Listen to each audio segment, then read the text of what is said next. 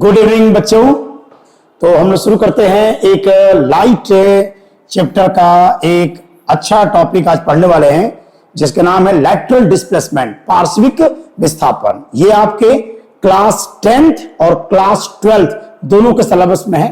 थोड़ा सा अच्छा ज्ञान होगा, थोड़ा सा मैंने अच्छे लेवल पढ़ाया जाएगा। 10th वाले बच्चे भी इस वीडियो को आसानी से देखिएगा। पर्टिकुलरली ये क्लास 12th के हिसाब से ही बनाया जा रहा है। आप दोनों लोग इसको अच्छे प्रकार से देख लीजिएगा, समझिएगा, कमेंट कीजिएगा। ओके, चलिए शुरू करते हैं। पार्श्विक विस्थापन, लैटरल डिस्प्लेसमेंट। लैटरल डिस्प्लेसमेंट में पढ़ने के लिए सबसे पहले जानते होंगे प्रकाश का अपवर्तन क्या होता है। जब भी प्रकाश की किरण एक माध्यम से दूसरे माध्यम में जाती है तो वह अंतरा पृष्ठ पर अपने पथ से क्या हो जाती है, विचलित हो जाती है। यह घटना प्रकाश का अपवर्तन कहलाता है। जब प्रकाश विरल से सघन में जाएगा तो वह विलंब की ओर झुक जाता है, और जब प्रकाश सघन से विरल में जाएगा तो विलंब से दूर हट जाएगा। और अपवर्तन के संदर्भ में स्नेल का नियम है sin I upon sin R equals के n2/n1, और हाइगेंस का नियम है sin I by sin R equals के v1 में v2। न्यूटन ने भी नियम दिया था अपवर्तन को समझाने के लिए। न्यूटन ने भी एक नियम दिया था कि sin I upon sin R equals के v2/v1, जो कि गलत हो गया। तो अपवर्तन के संदर्भ में जो न्यूटन साहब ने जो नियम दिया था वो गलत हो गया था, तो इनको पढ़ने का कोई मतलब नहीं है हम लोग को। बस स्नेल साहब को और हाइगेंस वो वैज्ञानिक है जो प्रकाश को तरंग मानकर प्रकाश की सभी घटनाओं की सटीक व्याख्या उन्होंने किया हुआ है। तो चलिए, लैटरल डिस्प्लेसमेंट क्या होता है इस पर हम लोग चर्चा करने वाले हैं। लैटरल डिस्प्लेसमेंट क्या है? तो लैटरल डिस्प्लेसमेंट के लिए मान लो बेटा ये कांच है, यह एक फिगर एक तरफ बनाते हैं। ये एक कांच ग्लास स्लैब है, कांच की एक पट्टी है मोटी सी, जिसकी मोटाई टी मान लेते हैं। इसकी मोटाई मैं क्या मान लेता हूं, टी मान लेता हूं। कांच है, ये क्या आपका हवा, ये हवा हो जाएगा, ये भी आपका हवा हो जाएगा बेटा, और ये हम लोग का कांच की एक मोटी सी पट्टी है, एक स्लैब है ना। अब देखते हैं लैटरल डिस्प्लेसमेंट का मतलब क्या होता है। मान लीजिए प्रकाश की किरण एक हवा से कांच में जाना चाह रही है। यहां पे एक अभिलंब खींच दीजिए, और प्रकाश की जो किरण है वह जा रही है हवा से कांच में, विरल से सघन में, तो अभिलंब की ओर क्या होगी, झुक जाएगी। ये प्रकाश की अभिलंब की ओर क्या हो जाएगी, झुक जाएगी। अब देखिए फिर, अब प्रकाश कांच से हवा में जा रहा है, तो फिर यहां भी हम एक अभिलंब खींचेंगे। अब अभिलंब से क्या हो जाएगी, दूर हट जाएगी। ठीक है, इन किरणों का नाम दे दिया जाए, क्या है, ये है P, इसका नाम मान लेता हूं Q, इसका नाम मान लेता हूं R, और इसका नाम मान लेता हूं S। सबका नाम देख लो बेटा, PQ का जो नाम होगा वह होगा आपतित किरण। आपतित किरण, PQ का नाम आपतित किरण। QR का नाम होगा अपवर्तित किरण। अपवर्तित किरण। और जो RS है इसका नाम है निर्गत किरण। यह हो जाएगा निर्गत किरण के बारे में, इसको हम लोग जानते हैं। यह हो जाएगा निर्गत किरण, इमर्जेंट रे। लैटरल डिस्प्लेसमेंट का मतलब क्या होता है? लैटरल डिस्प्लेसमेंट का मतलब यह होगा कि अगर मैं आपतित किरण को आगे बढ़ाऊं, ठीक है बेटा, यदि मैं आपतित किरण को आगे बढ़ा दूं, देखिएगा, यदि मैं आपतित किरण को आगे बढ़ाऊं तो पहली बात तो ये जान लीजिए कि जो आपतित किरण होंगी, और ग्लास स्लैब है, और ये जो निर्गत किरण है, ये दोनों आपस में समांतर होंगी। ये बिल्कुल आपस में क्या होंगी, समांतर होंगी, एकदम समांतर होंगी। आपतित किरण और निर्गत किरण एकदम बिल्कुल आपस में क्या होंगी बेटा, समांतर होंगी। फिर से सुनिए, आपतित किरण और निर्गत किरण ये आपस में क्या होंगी, समांतर होंगी। ये सिद्ध भी कर दूंगा, ये सिद्ध भी हो जाएगा कि आपतित किरण निर्गत किरण आपस में समांतर क्यों होती है। लैटरल डिस्प्लेसमेंट का मतलब ये होगा कि आपतित किरण और निर्गत किरण के बीच की ये जो लेंथ देख रहे हैं, यही है आपका लैटरल डिस्प्लेसमेंट, पार्श्विक विस्थापन। माने किरण अपने पथ से कितना विचलित हुई, कितना हट गई। तो सुनिए, आपतित किरण को आगे बढ़ाने पर, the minimum length between incident ray and emergent रे, माने आपतित किरण और निर्गत किरण के बीच की जो न्यूनतम लंबाई होती है, उस न्यूनतम लंबाई को कहा जाता है लैटरल डिस्प्लेसमेंट, पार्श्विक विस्थापन। और आज हम पार्श्विक विस्थापन की गणना करेंगे, उसके लिए फार्मूला हम लोग डिराइव करने जा रहे हैं और देखेंगे कि पार्श्विक विस्थापन किन किन बातों पर निर्भर करता है, यह भी हम लोग समझेंगे। तो मान लो बेटा, ये कौन सा कोण है, आई, आपतन कोण, और ये वाला कौन सा कोण हो जाएगा, ये हो जाएगा आपका अपवर्तन कोण आर, ये हो जाएगा निर्गत कोण ई, और ये भी वाला कोण हो जाएगा बेटा, ये भी आपका आर होगा, क्योंकि दोनों संगत कोण आपस में क्या होते हैं, बराबर हो जाते हैं। समझ रहे होंगे बेटा, अगर ये आर है तो ये भी आर हो जाएगा ना, इतना अंडरस्टूड होगा। लगाइए यहां पर इस बिंदु क्यू पर लगाइए जरा स्नेल का नियम, बिंदु क्यू पर लगाइए स्नेल का नियम। तो यदि मैं बिंदु क्यू पर मैं स्नेल का नियम अगर लागू करूं, अगर मैं स्नेल का नियम लागू कर दूं, बिंदु क्यू पर स्नेल का नियम अगर मैं लागू करूं, बिंदु क्यू पर अगर स्नेल का नियम मैं लागू कर दूं, स्नेल का नियम अगर लागू कर दूं बिंदु क्यू पर बेटा, तो क्या हो जाएगा, साइन आई, ये हो जाएगा साइन आई, और ये हो जाएगा बेटा साइन आर, बराबर प्रकाश जा रहा है हवा से कांच में, तो इसको मैं लिखूंगा ए एन जी। समीकरण नंबर क्या होगा, 1 हो गया। अब यदि मान लीजिए कि प्रकाश में एक गुण होता है उत्क्रमणीयता का नियम, प्रकाश में गुण होता है उत्क्रमणीयता का नियम। अगर उत्क्रमणीयता नियम का पालन करेंगे, अगर यहां पर इसको अगर एक दर्पण पर डाल दिया जाए 90 अंश के कोण पर, तो प्रकाश जिस पथ से आता है एकदम उसी पथ से क्या होता है, वापस भी चला जाता है। प्रकाश उत्क्रमणीयता नियम का पालन करता है, जिस पथ से प्रकाश आता है उसी पथ से प्रकाश क्या होगा, वापस भी चला जाएगा। तो अगर उत्क्रमणीयता का नियम लगाएं, अगर प्रकाश वापस जा रहा है उस परिस्थिति में यह हमारा आपतन कोण होगा, यह अपवर्तन कोण हो जाएगा। तो बिंदु आर पर, यदि मैं बिंदु आर पर अगर मैं नियम लगा दूं, किसका नियम, स्नेल का नियम बिंदु आर पर लागू करूंगा, तो वह हो जाएगा साइन के ई, और वो हो जाएगा साइन के आर, बार प्रकाश जा रहा है हवा से कांच में, यानी ये हो जाएगा ए एन जी। समीकरण नंबर 2, और समीकरण 1 और 2 को देखिए, समीकरण 1 और 2 को अगर देखेंगे तो समीकरण 1 और 2 में क्या होगा, ए एन जी दोनों का बायां पक्ष बराबर है, तो इनका दायां पक्ष बराबर हो जाएगा। तो sine i by sine r बराबर साइन के ई बटा, ये हो जाएगा साइन के आर, यानी कि आपका आंसर आ जाएगा कि साइन आई, और ये हो जाएगा साइन के ई, यानी कि आई और ई आपस में बराबर हो गया। मैंने बोला था ना कि आई और ई, और जब आई और ई आपस में बराबर होने का मतलब हो गया, आई और ई आपस में बराबर होने का मतलब हो गया कि हमारी आपतित किरण और निर्गत किरण आपस में क्या होंगी, समांतर होंगी। आपस में क्या होंगे बेटा, समांतर हो जाएगी।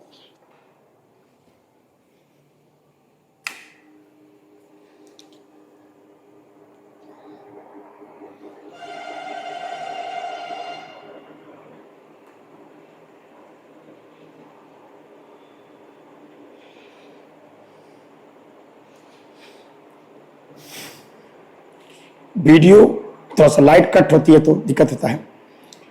तो मैंने क्या बताया आपको, एक चीज दिमाग में रखिएगा ध्यान से। मैं ये बोल रहा था कि यदि प्रकाश की किरण, जब भी प्रकाश की किरण जब एक कांच की पट्टी से होकर गुजरेगी, और पहली बात की पार्श्विक विस्थापन किसे कहेंगे, तो क्या बताओगे, पार्श्विक विस्थापन का मतलब यदि आपतित किरण को आगे बढ़ाने पर, आपतित किरण को अगर आगे बढ़ाया जाए तो आपतित किरण और निर्गत किरण एक दूसरे के समांतर होती हैं, और आपतित किरण और निर्गत किरण के बीच की जो मिनिमम लेंथ है उसी को पार्श्विक विस्थापन के नाम से जाना जाता है। आज हम पढ़ेंगे कि पार्श्विक जो विस्थापन है वह किन किन बातों पर निर्भर करता है ना, कौन कौन से फैक्टर्स पार्श्विक विस्थापन को प्रभावित करते हैं। तो इसके लिए आपको याद रखें, अपवर्तन किसे कहते हैं, तो जब भी प्रकाश की किरण एक माध्यम से दूसरे माध्यम में जब प्रवेश करती है तो प्रकाश की जो किरण होती है वह अंतरा पृष्ठ पर अपने पथ से विचलित हो जाती है। यह फिनोमेना कहलाता है प्रकाश का अपवर्तन, प्रकाश का अपवर्तन। और जब भी प्रकाश का अपवर्तन होता है, प्रकाश का जब भी अपवर्तन होगा तो अपवर्तन के संदर्भ में पढ़ेंगे, अपवर्तन के 2 नियम पढ़े होंगे। अपवर्तन के 2 नियम, आपतित किरण, अपवर्तित किरण, आपतित किरण, अपवर्तित किरण, अभिलंब, तीनों एक ही समतल में होते हैं। और स्नेल का नियम जानते होंगे, sine i upon sine r बराबर ANG, refractive index of second medium with respect to the first medium. और उसके अपवर्तन के संदर्भ में 3 वैज्ञानिकों का नियम आता है। एक है हाइगेंस का नियम, sine i upon sine r बराबर V1/V2। न्यूटन ने भी नियम दिया था अपवर्तन के संदर्भ में, sine i upon sine r बराबर V2/V1, जो कि गलत हो गया। न्यूटन का कणिका सिद्धांत गलत हो गया। और प्रकाश को तरंग मानकर प्रकाश की सभी घटनाओं की हम लोग व्याख्या करते हैं हाइगेंस प्रिंसिपल से। हाइगेंस प्रिंसिपल को और डिटेल में क्लास 12th में तो पूरा डिटेल में पढ़ना है, तो 10th के बच्चे चाहे तो इस वीडियो को भी देख सकते हैं। अभी पार्श्विक विस्थापन दोनों के सिलेबस में है, आपके 10वीं क्लास में भी और 12वीं क्लास दोनों में आपका लैटरल डिस्प्लेसमेंट सिलेबस में है, इसको ध्यान से समझिएगा। मैंने क्या सिद्ध कर दिया है? मैंने यह सिद्ध कर दिया कि आई आपतन कोण और निर्गतन कोण आपस में बराबर है। इससे यह पता चलता है कि हमारी आपतित किरण और निर्गत किरण, आपतित किरण और निर्गत किरण दोनों समांतर है, और इन दोनों के बीच का जो मिनिमम लेंथ है, आपतित किरण और निर्गत किरण के बीच की जो न्यूनतम लेंथ है, that is called lateral displacement. उसी को निकालने जा रहे हैं, उसका फार्मूला हम लोग डिराइव करने जा रहे हैं। तो इसका फार्मूला आसानी से डिराइव हो जाएगा। उस फार्मूले को देख लेते हैं कैसे डेरिवेशंस उसका किया जाए। ध्यान समझिएगा, कोई दिक्कत होगा तो उस कमेंट्स करिए, उसको डिफाइन में कर दूंगा। तो चलिए, बहुत इजी है। एक त्रिभुज को देखिए, कुछ इस बिंदु का नाम देते बेटा, इस बिंदु को कुछ नाम देते हैं। मान लीजिए कि यन है, यह बिंदु यन है, और ये वाला कोण की अगर बात करूं मैं बेटा, चला थोड़ा सा देखो, अगर ये वाला कोण आई है बेटा, ये आई है, और ये वाला कोण अगर आर है, तो ये वाला कोण हो जाएगा I माइनस के आर हो जाएगा। एक त्रिभुज में ले रहा हूं बेटा, मैं इसमें ले रहा हूं त्रिभुज QRN में। एक देखिएगा त्रिभुज ऐसे बना हुआ है, इस तरीके से एक त्रिभुज बना हुआ है जिसका नाम है Q है बेटा, ये आपका R है, और ये यहां पर N बना हुआ है। त्रिभुज Q R और N को मैं ले रहा हूं, और ये वाला जो कोण है, ये वाला कोण किसके बराबर है बेटा? I minus r. कितना वो विचलित हुई है। अच्छा, ये हमारा कौन सा लेंथ है? Lateral displacement. हम तो इसी को चाह रहे हैं, हम पार्श्विक विस्थापन का ही तो मान निकालना चाहते हैं ना, डी का मान मुझे निकालना है। चलिए, इस कोण के संदर्भ में क्या लगाए? ये आपका क्या है? डी। क्या बेटा? डी। साइन लीजिए, तो अगर मैं फार्मूला लगा दूं कि साइन के I माइनस आर, तो साइन बराबर क्या होता है बेटा? लंब बटा कर्ण, माने कि डी, ये हो जाएगा डी, और कर्ण हो जाएगा क्यू आर। क्या होगा बेटा? क्यू आर, यहां से मान निकल जाएगा। तो अगर मैं यहां से क्यू आर का मान निकाल दूं तो हो जाएगा डी अपॉन साइन के I माइनस आर, समीकरण नंबर 1। अब आ जाइए, एक और त्रिभुज लीजिए, एकदम आंसर आ गया। एक और त्रिभुज बेटा, इसको बढ़ा दो आगे थोड़ा सा, इसको डॉटेड करके एकदम सीधा इसको डॉटेड करके बढ़ा लीजिएगा, और इस बिंदु को यम मान लेना, इस बिंदु को यम मान लेना। अब देखो, एक ऐसा त्रिभुज बन रहा है बेटा, इस तरीके से एक त्रिभुज बना होगा। ये होगा बिंदु Q, ये होगा बिंदु यम, और ये होगा बिंदु R। देखो बेटा, ये वाला पॉइंट R है बेटा, ये वाला पॉइंट R है, ध्यान रखना। ये वाला जो पॉइंट है वो ध्यान रखिएगा, ये वाला पॉइंट R है, ये वाला पॉइंट कैपिटल R है, और ये वाला बिंदु M है। तो अच्छी तो छोटा सा बन गया है, लेकिन समझ जाएंगे, इसी कोई बात नहीं है। तो मैं ले रहा हूं कौन सा त्रिभुज? त्रिभुज Q, यम और R को मैं ले रहा हूं, त्रिभुज Q, यम और R को ले रहा हूं। तो ये वाला जो कोण होगा बेटा, ये तो R होगा, अपवर्तन कोण। देखो, ये वाला अपवर्तन कोण है, अपवर्तन कोण है। और एक बात करूं, ये तो T हो गया, T देखो, T माने Q से लेके यम तक आपका जो ग्लास स्लैब है, जो कांच की पट्टी ली है, उसकी मोटाई, कांच की पट्टी की मोटाई, the thickness of glass slab, यह हो गया T हो गया। अब आराम से क्वेश्चंस का मान निकल जाएगा। इसमें कॉस लो बेटा, हो जाएगा कॉस के आर, कॉस बराबर आधार, आधार हो जाएगा T, और उसके बाद कर्ण, कर्ण कितना हो जाएगा? क्यू आर, क्यू आर, यहां से क्यू आर का मान निकालिए, यहां से हो जाएगा क्यू आर बराबर हो जाएगा T बटा कॉस के कितना हो जाएगा आर। समीकरण नंबर 2। समीकरण 1 और 2 को देखिए, ठीक है बेटा। समीकरण 1 और 2 को देख लीजिए। समीकरण 1 और 2 को अगर देखा जाए क्या होगा, समीकरण 1 और 2 को देख लीजिए क्या होता है, ठीक है। देखिए समीकरण 1 में यहां देखो, यहां भी आपका क्यू आर है और यहां भी क्या है, क्यू आर है। तो समीकरण 1 और 2 की अगर तुलना करेंगे तो दोनों का बायां पक्ष बराबर है, अतः इनका दायां पक्ष भी क्या होगा, बराबर होगा। अतः इनका दायां पक्ष भी क्या होगा, बराबर होगा। अब मैं कंपेयर कर लेता हूं दोनों को। समीकरण 1 और 2 की यदि मैं तुलना कर दूं, समीकरण 1 और 2 की यदि मैं तुलना कर दूं तो क्या बेटा, ये क्यू आर ये क्यू आर दोनों आपस में क्या है, दोनों आपस में बराबर है। तो समीकरण 1 और 2 की तुलना कर देंगे तो आपका आ जाएगा टी बटा कॉस आर बराबर आपको मिलेगा डी अपॉन साइन के आई माइनस आर हो जाएगा। अब मुझे डी चाहिए, लैटरल डिस्प्लेसमेंट का मुझे मान चाहिए। We have to find the value of D का मान हमको निकालना है बेटा। डी का मान हमको चाहिए, डी कितना होगा। और अगर मैं डी का मान निकाल दूं यहां से तो कितना हो जाएगा, टी अपॉन कॉस के आर और यहां से डी अपॉन साइन के आई माइनस आर। ये वाला आर लिखिएगा, अच्छा रहेगा। इस वाले आर को आर। अब मुझे यहां डी का मान निकाल बेटा, डी का मान चाहिए तो क्रॉस मल्टीप्लिकेशन कर दोगे तो यहां से निकल जाएगा डी बराबर हो जाएगा टी और ये हो जाएगा साइन के आई माइनस आर और नीचे हो जाएगा कॉस के आर। ये रहा आपका लैटरल डिस्प्लेसमेंट का फार्मूला। तो लैटरल डिस्प्लेसमेंट का फार्मूला आ गया डी बराबर आपका आ जाएगा साइन के आई माइनस आर और नीचे हो जाएगा कॉस के आर इंटू टी, यानी कि डी अनुक्रमानुपाती है किसके, टी के। अगर थिकनेस बढ़ेगा, अगर कांच की मोटाई बढ़ेगी, कांच की अगर मोटाई बढ़ेगी, थिकनेस बढ़ेगा तो हमारा लैटरल डिस्प्लेसमेंट भी क्या होगा, बढ़ता जाएगा। एक और देख लेते हैं कि लैटरल डिस्प्लेसमेंट किन किन बातों पर निर्भर करता है। एक तो पता चल गया लैटरल जो डिस्प्लेसमेंट है पार्श्विक विस्थापन स्मॉल टी पर माने ग्लास स्लैब की मोटाई पर निर्भर करता है। और देखते हैं और कौन कौन से फैक्टर हैं जिस पर हमारा प्रभावित करता है डी आपका।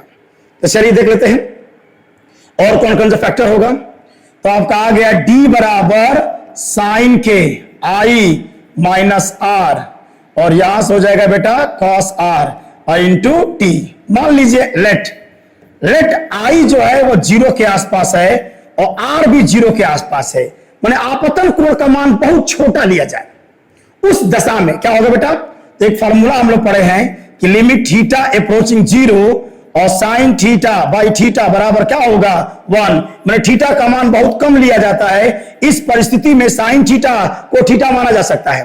तो अगर मान रख दिया जाए तो हो जाएगा डी बराबर, अगर कोण का मान बहुत छोटा है तो साइन थीटा को थीटा लिख देंगे, ये हो जाएगा आई माइनस आर और ये क्या होगा बेटा, ये तो आर का मान 0 के आसपास, तो का 0 का मान 1 होता है, ये हो जाएगा 1 इंटू क्या हो जाएगा टी, तो हो जाएगा डी बराबर टी और ये हो जाएगा आई माइनस आर हो जाएगा। जरा लगा देंगे स्नेल का नियम। अगर मैं स्नेल का नियम लागू करूं तो स्नेल का नियम है कि साइन के आई और ये हो जाएगा साइन के आर बराबर हो जाएगा ए एन जी बराबर एन मानता हूं। अगर कोण बहुत छोटा है, आई और आर छोटा है, तो आई अपॉन आर को क्या कहा जाएगा, एन कहा जाएगा बेटा। आई अपॉन आर को एन कहा जाएगा। तब हो जाएगा डी बराबर टी, यहां से आई कॉमन है बेटा, ये हो जाएगा 1 माइनस के आर अपॉन आई और ये हो जाएगा डी बराबर आई इंटू टी और 1 माइनस के आर बाई एन। यहां देखो आई बाई आर बराबर एन है, अगर दोनों पक्षों को मैं उल्टा कर दूं तो आर अपॉन आई बराबर 1/n हो जाएगा, ये हो जाएगा 1/n हो जाएगा। तो ये रहा लैटरल डिस्प्लेसमेंट, पार्श्विक विस्थापन। तो बताइए पार्श्विक विस्थापन किन किन बातों पर डिपेंड कर रहा है। तो यहां से पता चल रहा है पहला कि डी अनुक्रमानुपाती होगा आई पर आपतन कोण के और डी अनुक्रमानुपाती होगा टी के मोटाई पर। रिफ्रैक्टिव इंडेक्स पर भी डिपेंड करेगा बेटा, रिफ्रैक्टिव इंडेक्स पर भी डिपेंड करेगा और यन का मान बढ़ेगा, यन का मान बढ़ेगा तो लैटरल डिस्प्लेसमेंट का मान भी क्या होगा, बढ़ेगा, क्योंकि माइनस के साथ है, उल्टा रिलेशन है। अगर यन बढ़ेगा तो लैटरल डिस्प्लेसमेंट भी क्या होगा, बढ़ेगा। तो पार्श्विक विस्थापन को प्रभावित करने वाले कारक में 3 कारक आ जाएंगे, आपतन कोण और मोटाई। जितना कांच का मोटाई बढ़ता जाएगा उतना लैटरल डिस्प्लेसमेंट भी बढ़ता जाएगा। आपतन कोण बढ़ाओगे तो भी बढ़ेगा, मोटाई बढ़ाओगे तो भी बढ़ेगा, और अगर कांच का रिफ्रैक्टिव इंडेक्स बहुत ज्यादा है वहां भी आपका लैटरल डिस्प्लेसमेंट आपको ज्यादा मिलेगा। ठीक है बेटा, ये रहा लैटरल डिस्प्लेसमेंट का वीडियो, खत्म हो गया। बहुत एक दमदार लेक्चर था।